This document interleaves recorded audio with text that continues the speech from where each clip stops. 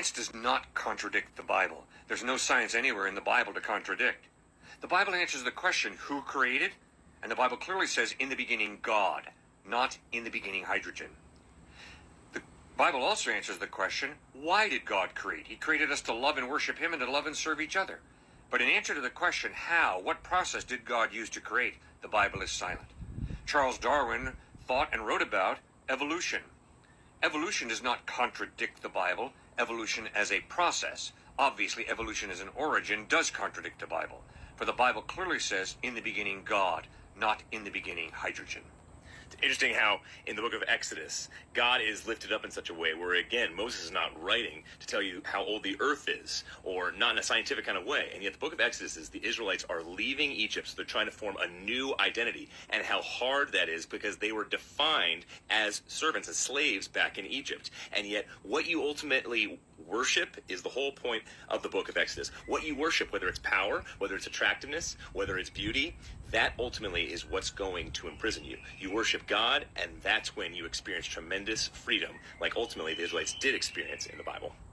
Good old Cliff and Cliff Jr. just out here lying-ass liars again.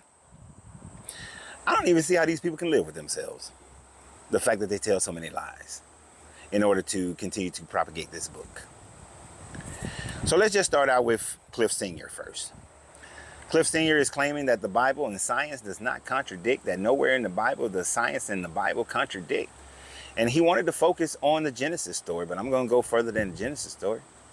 So according to your Genesis story, God just created man and the plants and the animals and the earth all in one shot, just spoke it and it was all created. And there are some Christians who say that, well, this could have been an eon. Each day could have been an eon. Sorry. But the word that is used there is the word yom. And yom means a 24-hour day. In every other aspect that it is utilized in the Bible, it does not mean an age or an era. It simply means a 24-hour day. So according to your Bible and its creation, man was created in a 24-hour day. Now he says that evolution does not contradict this. He certainly does not understand evolution. And I'm not claiming to be an expert on it, but I do know this much about it. In order for there to be evolution, evolution occurs when an inert object or inert material comes to a level of knowledge of self. It begins to have this basic instinctive knowledge, and then over the time frame of adaptation, it develops more and more self-awareness as it continues to develop in its complexity until it gets to a point where it is man, or it is a tree, or it is animals, or so on and so forth, whatever level of complexity that it develops. And there are many different species and offshoots of development that each thing may have based on its environmental effects. So evolution is something that takes eons to occur through multiple adaptations. Well, that flies directly in conflict with the idea that God just created man with self-awareness and sentience, and be sentient, because I don't know if sentientness is a real word, all in one shot, just in one day. Bam, he created man, breathed his life into Adam, and Adam became a living soul. Adam had consciousness and self-awareness immediately upon the day that he was created. And whether we're looking at Adam as being one individual in Genesis 2, or Adam being man in general, male, female, and in Genesis 1, it all happened in one day. Man had consciousness. The animal has consciousness. The trees, the plants, they all had consciousness in that one day. So evolution and the Bible flies in direct conflict with one another on all accounts.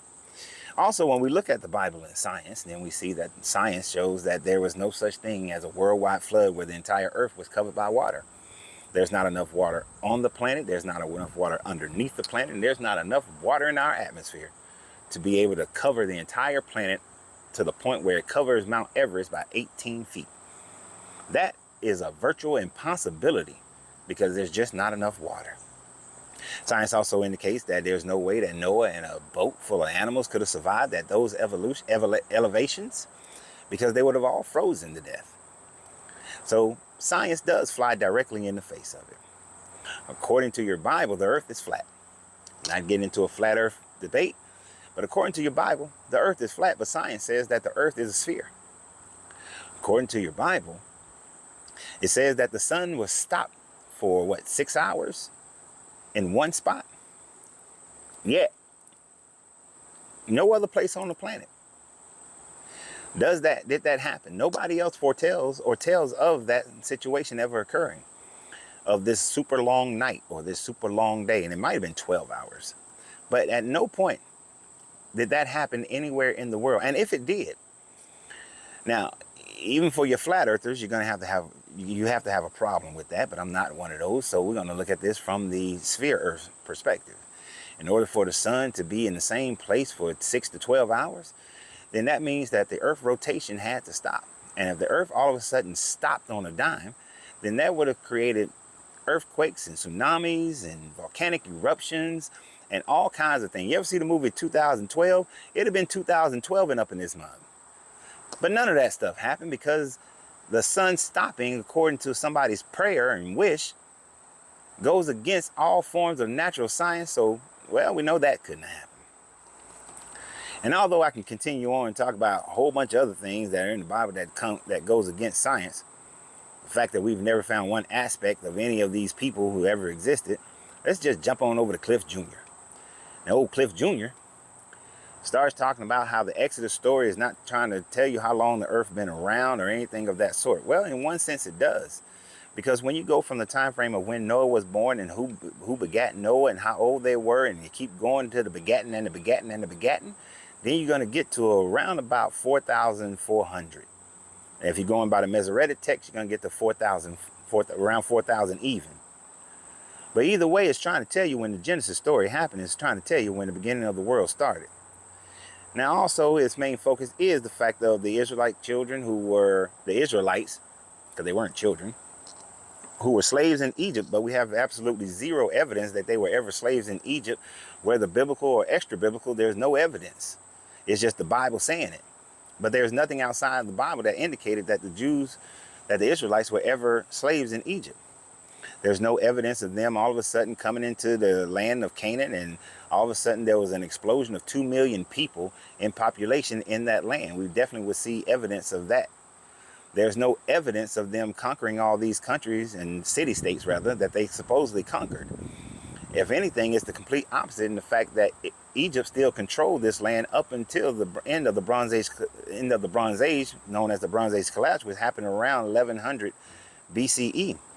And then we see other kingdoms that began to form then, and that's the possibility that your Israelite kingdom formed at that time frame, but it could not have formed at any other time frame.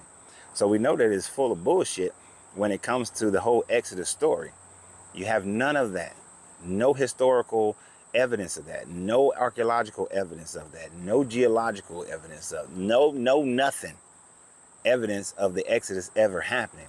And as far as we were put on this earth just to worship this God and to take care of one another, I can see where your Bible does say that you should love your neighbor as you love yourself. But the idea that some God is so insecure and so